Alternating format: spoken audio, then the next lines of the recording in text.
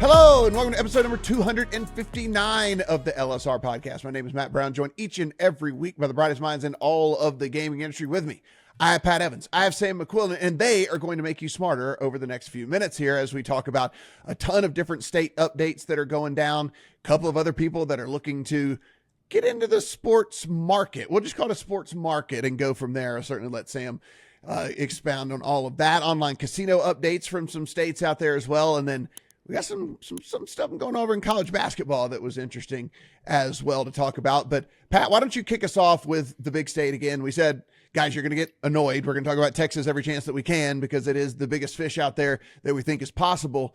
What's the latest there in Texas?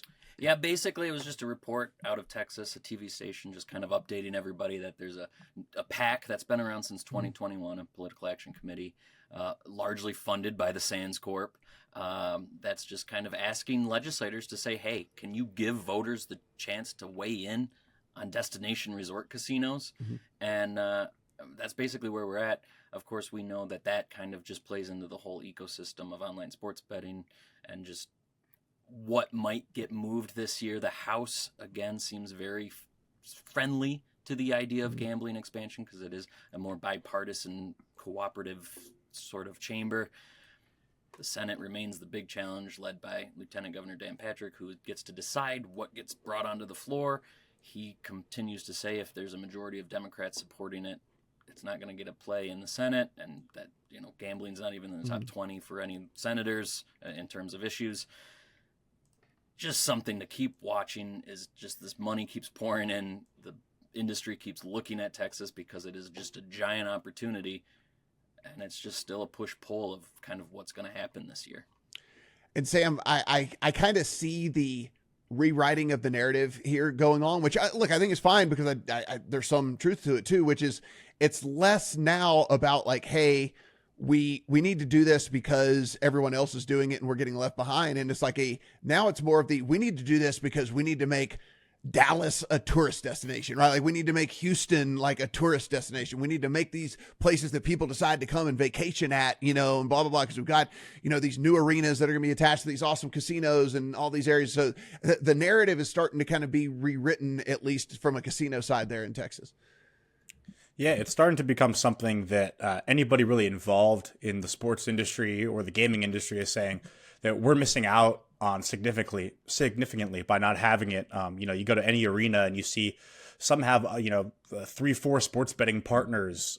So they all make money off of that. It's not just by getting people to actually bet. It's these big, people who own these corporations, who own these teams, who see, their peers making all this money doing these things. And now trying to, instead of having the argument of, hey, the state could be, kind of making so much money, it's kind of saying, we're getting left behind if we're not moving with the times.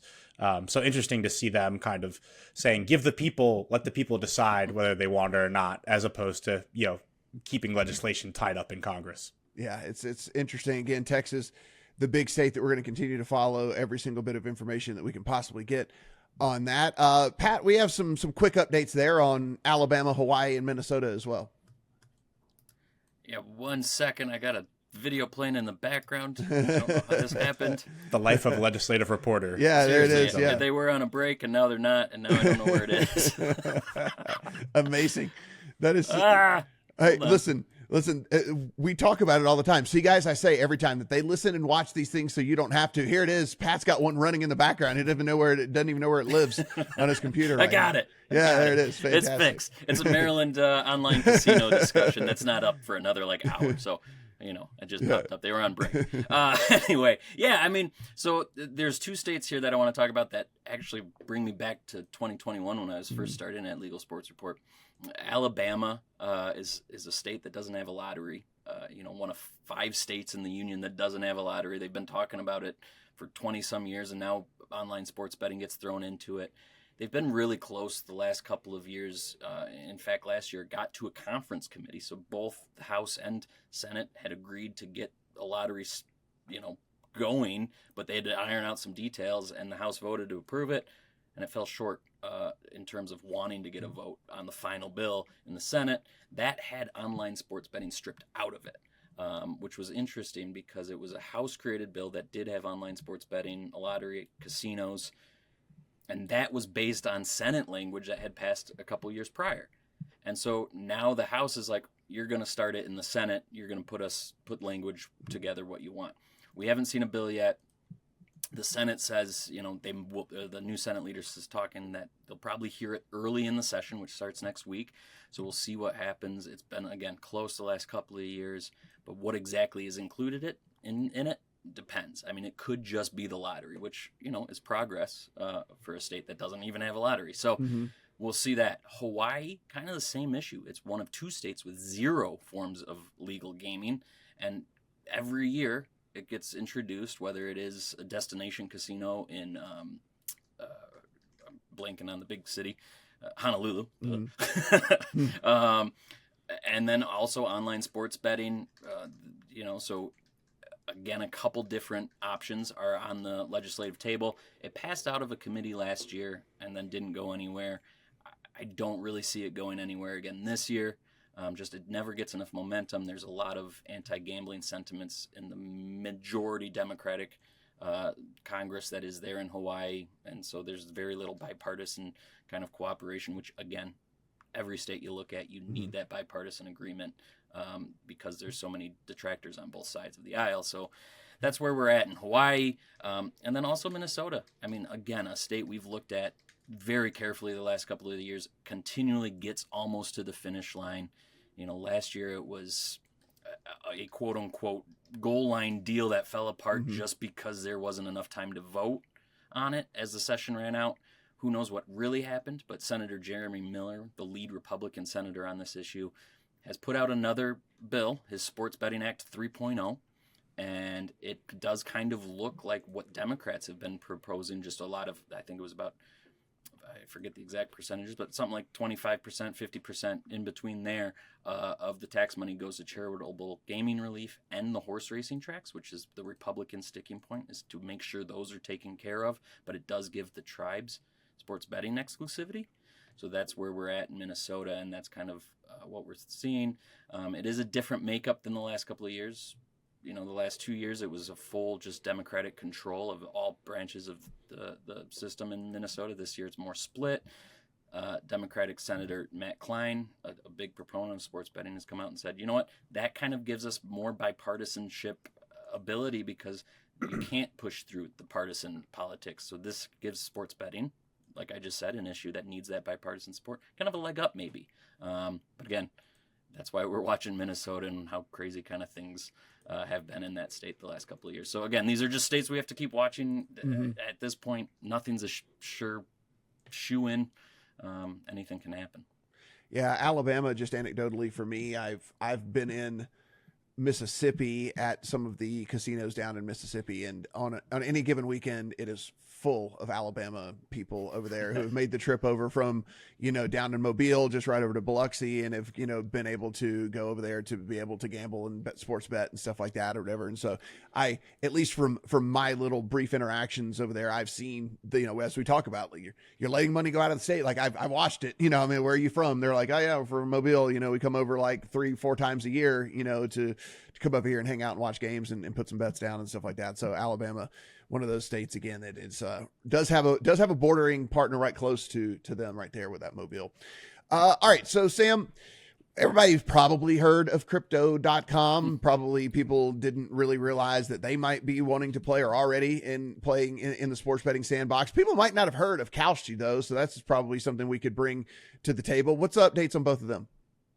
Yeah, Crypto.com, I would say probably everybody knows about it now just because everything that happened last year with Sam Bankman-Fried and, now you have the Lakers stadium is named after them. So people kind of, I think, are still trying to understand cryptocurrency. I don't think most people still really get it.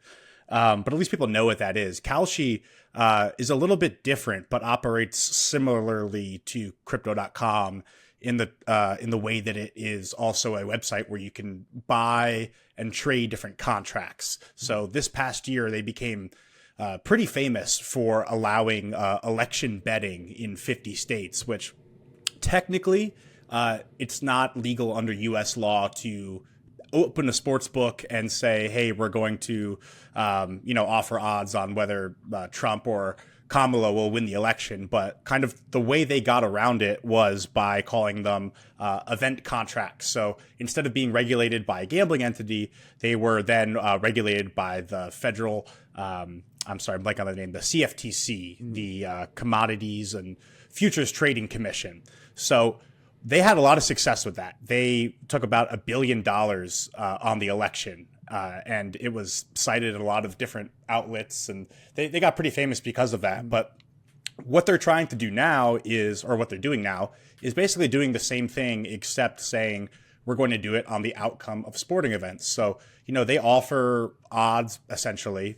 It's not odds, but it's payouts on things like whether a movie will get a favorable Rotten Tomatoes score, or whether there will be a certain amount of TSA travel volume during the holidays, all these kind of events-based things. And they wrote an article actually this week on their website called Game On. Kalshi brings 100% legal sports trading to all 50 states. And in it, they really point out kind of that they think it's a really cool new thing to offer, trading on the outcome of sporting events. But they make it very clear to say that we are not a sports book, we are an exchange, which means we're regulated, but it's at the federal level by the CFTC, which is essentially how they would be able to bypass everything that goes into what a sports book does, and what has cost companies like FanDuel and DraftKings so much money. So if you go, which incorporates, all the taxes, fees, the paperwork that has to go with that, gambling's a very,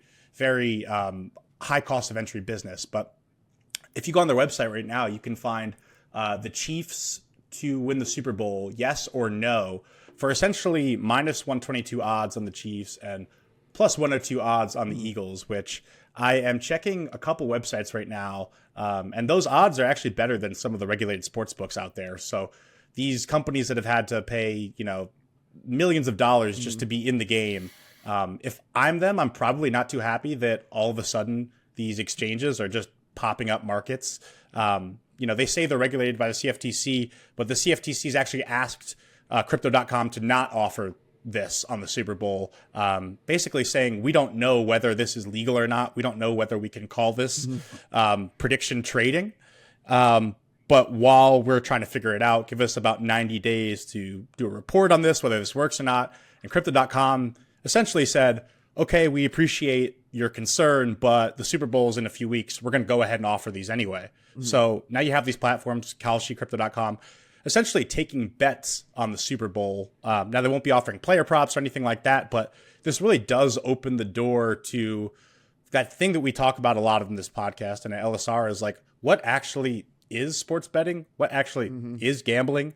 You've seen, tons of companies trying to offer a product that's essentially the same, but not regulated the same. And that's the key here. They don't want to be regulated as a sports book, whether it's fantasy websites offering things that look very close to player props or sweepstakes models, allowing people to play for free.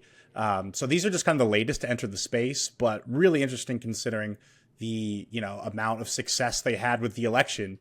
And then obviously the huge market of customers that they cater to that might not necessarily be into sports betting, but they sure are into trading events contracts and might want to dip their feet in. So it'll be really interesting to see how well they do on the Super Bowl.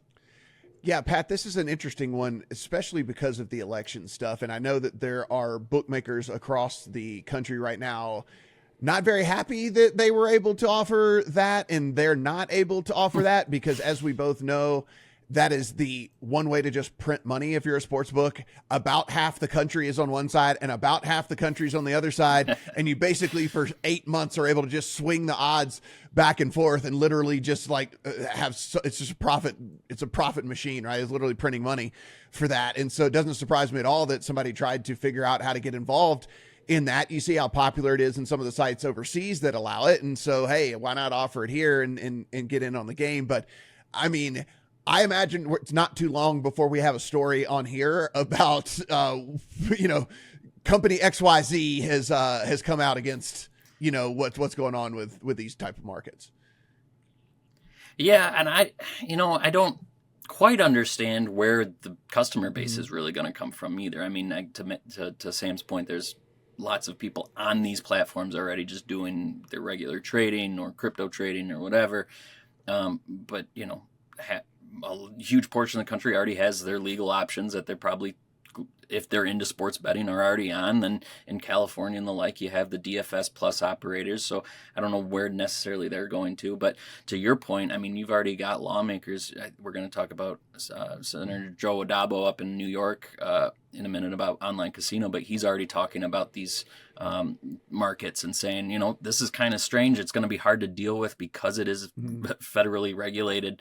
But there's got to be something we can do, because he chairs the gaming commission up there, and certainly sees it affecting the regulated state ecosystem. So, if lawmakers at a state level are already thinking about it, and of course we already have the federal hearings on sports betting going on, will this get lumped into that, if not already?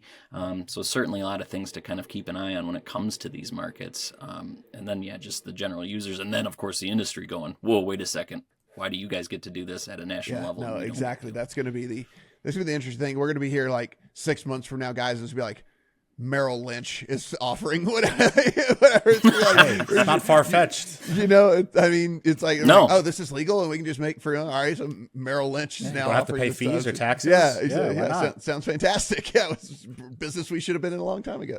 Like, no doubt about that. So it'll be fun to watch and see if there's any updates there on that, guys. But again, it is, I've talked to a couple of sportsbook people, and it is on their radar for sure. I know that for sure. It's on their radar for sure. We'll see if we'll get something coming out of them on that. All right, Pat, let's head to another state update section here. But this one is pretty interesting because we have multiple states to talk about online casino. Yeah, I don't know that I was necessarily surprised at the giant number of states that it's not really giant, it's like an 8, but a large amount of states are considering online casino. I don't know how many of them are actually going to have a lot of action. We did see a committee in Indiana yesterday push forward an online casino bill, so we'll see kind of if that has legs before a conviction of related to fraud and corruption tied to gambling legislation in Indiana in 2023. There was expectations that would be one of the next states to legalize. It took a little break because of that, but this year it's back, passes a committee. That's huge. In Virginia, they've already punted. They introduced a bill, heard it in committee, said, okay, we need to look at this a little bit more. Let's come back next year more well-informed and really kind of dive into this. So Virginia could be a state to actually pay attention to next year, because they are going to dive into the ins and outs and kind of the finer details before actually trying to take it forward. So that's going to be interesting. Massachusetts, again, another state, we see it talked about all the time with the Gambling Commission and how they handle sports betting. Is there appetite right now for online casino up there? I'm not sure. They do have the physical in-person casinos and that industry, so certainly something to kind of keep an eye on. Again, just like sports betting, anything can happen. It can get knocked out in a committee just because a couple people don't like it, or it can move ahead and just randomly kind of slip through. We'll see. New Hampshire, kind of interesting. Again, one of those states that I think because it's so small just might kind of slip through and get through. It would be an interesting kind of tidbit, a more open market there, at least how it's written, than sports betting. It is a monopoly right now with DraftKings, so they could have 3 to 6 online casino operators as it's written right now, so that'd be kind of interesting to have a lot more casino options than sportsbook options. Again, one that could just kind of go under the radar if possible. And then, as mentioned in the last section, we talked to Senator Joe Adabo up in New York. He really wants to get online casino regulated. He's worried about illegal operators. He's worried about sweepstakes. He's worried about the market, the Kalshi and cryptos of the world, kind of coming in and taking market share from regulated operators in New York. He hopes that there's friendly, politicians to this, hopes the governor's open to it because there are budget deficits that need to get filled now and in the future. And he believes that online casinos are a great way to do that. Just a lot of states kind of have it up in the air, kind of as we expected. It might just be a big education year for these proponents to say, hey, to their colleagues, let's, learn about this. Let's show the benefits of it and see where it goes. At this point, I'm kind of optimistic 1 or 2 gets passed and legalized this year.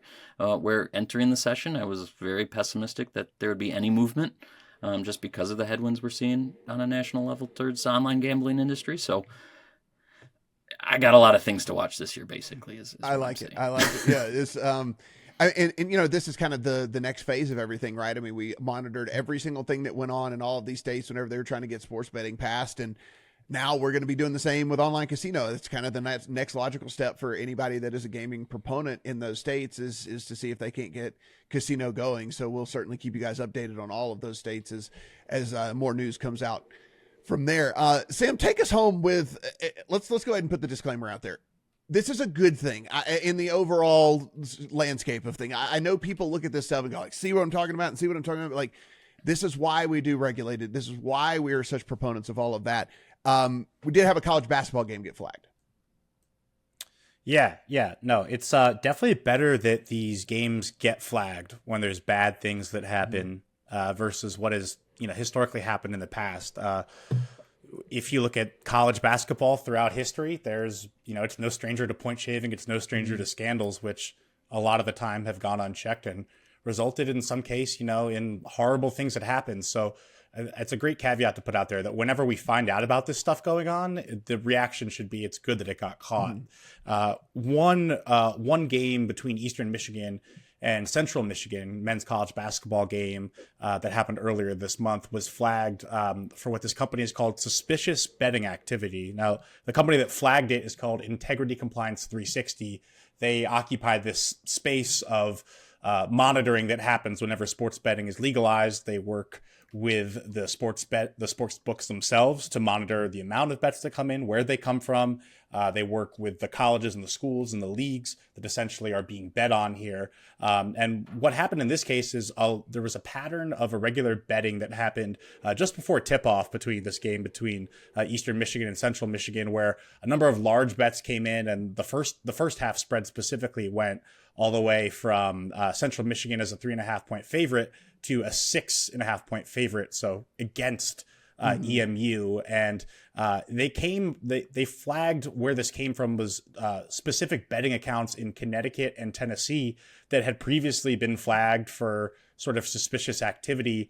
And it comes just a month after another Eastern Michigan game was flagged for a very similar first half point spread shift, specifically from those same accounts. So ESPN was the one reporting the story. They talked with the integrity firm, which said that they're, continuing to work with the sports books, and the teams themselves. The Mid-American Conference is the one where these teams play in. So they're all working together kind of to investigate what was going on beyond just the strange betting. This can happen in college basketball where there's big point spread shifts, but this is not a particularly notable game, and it didn't seem that there was like a huge injury that was disclosed last minute or anything like that we know of, at least. So this is just another case of them trying to figure out exactly what was going on. You've had this happen recently in college basketball. Former Temple players being federally investigated right now for irregular betting activity tied to a game last year. Usually, it's more easy to kind of manipulate the point spread when, we'll lose by 6.5 we'll lose by at least 7 points instead of losing by 2 points, to kind of ensure it at the end of the game here. So we'll see what comes out of it. But yeah, again, it's one of those situations where it's good that this got flagged. And even if it is, just nothing really happened, it's good that they're doing their due diligence at the very least. Absolutely. And Pat, this is one of the things that I think this is one of the hardest discussions that I have to have with people is when stories like this come up. I think people that aren't kind of in the bubble, the first thing they think is, see, this is a product of sports betting. See, this is a product of legalized sports betting. And it's a difficult discussion to try to get. I'm like, this is hard for me to tell you because there's no tangible evidence of this. You just have to know, like, this has been going on for years and years and years all over the place. Yeah, there's been a couple that have been, but think about for everyone that's gotten caught, there's 10, 20 that haven't gotten caught. And now we at least have a system in place, and we have these companies that are monitoring things like this. I mean, don't forget, guys, there's over 300 Division I basketball teams. I mean, like, this is like, so to be able to catch something like this in a day of games where there might be 60, 70 games going on in any given time is a pretty big deal, right? And so I think we got to try somehow to shift the thought around that, where it's like, no, it's not. This is a product of sports betting. The product of sports betting legalization is that we're actually catching these people, not that this is happening. Yeah, I think that's to your point, is the interesting thing is, why is that the jump to conclusion of, oh, sports betting's legal, that's why we're seeing all this? It's like, well, yeah, that's why we're seeing this, is because we can catch Right. it. Where before it's just there was no net, it's just a big ocean of, offshore bookies and corner bookies, and teams could do whatever they wanted, and maybe they get caught because somebody said something to the wrong person, where now we can actually track the activity. And of note, it's my state, Michigan State basketball, by the way. Let's keep them out of this and keep them winning. That'd be great. But, the Michigan Gaming Control Board is one of the most active boards. That's, they just sent out another cease and desist to an offshore bookie. It's they're involved in this investigation and kind of monitoring the situation. So it'll be kind of neat to see a very proactive regulator see how they kind of handle this. But yeah, to your point, that's why we promote a regulated market. That's why we're in favor of that, is so these things get caught more often, and it's not a negative of the legalized sports betting not industry. at all. And Sam, the other thing that stuff like this also spins off into is like, well, this is why we shouldn't be able to bet on college sports, and this is why whatever. And then like, again, this if this gets found out that something nefarious happened, whatever, like it sucks, but also at the same time, like if you ban college, you're just pushing now that back to all the guys that Pat just said. Now it is the corner bookies again. It is your offshores. It is whatever. Like so there's no real benefit here to saying, okay, well then let's just end it. It should, because this stuff's going to happen regardless. It's just going to happen in the darkness without people actually monitoring the situation. Right. People love college basketball. Hundreds of millions of people watch it every year. People are going to bet on it. People, especially now more than ever, are conditioned to kind of, bet on something they're watching, especially if it's of more interest. So if you take it off of the legal sports books that are the ones offering it, people are going to find a way to bet it no matter what. It's very easy. I can think of several websites I can type in right now, and all of a sudden I can bet on something that's not regulated or watched by these firms that work with the sports books. So yeah, I think it's imperative here on the media, especially, to say, hey, if an incident happened, it was caught because of this, and we know that because of this. The only reason we're reporting it is because the monitors worked how they're supposed to and the regulated market worked how it's supposed to, as opposed to the dark days not that long ago when all sports betting was illegal except for Vegas. But people are definitely doing it, and people are definitely manipulating games. Guys, everything we do here on the pod, you can find over at LegalSportsReport.com. Take in all of the great words that Pat and Sam and the whole team over there are putting on the website. Remember, they are watching and listening to all of this stuff and summarizing it so you don't have to. So appreciate all the support. This is absolutely free. So if you got us on the audio side of things, subscribe, rate, review. Do appreciate that. If it's on the video side of things, go ahead, hit that subscribe button as well for the channel.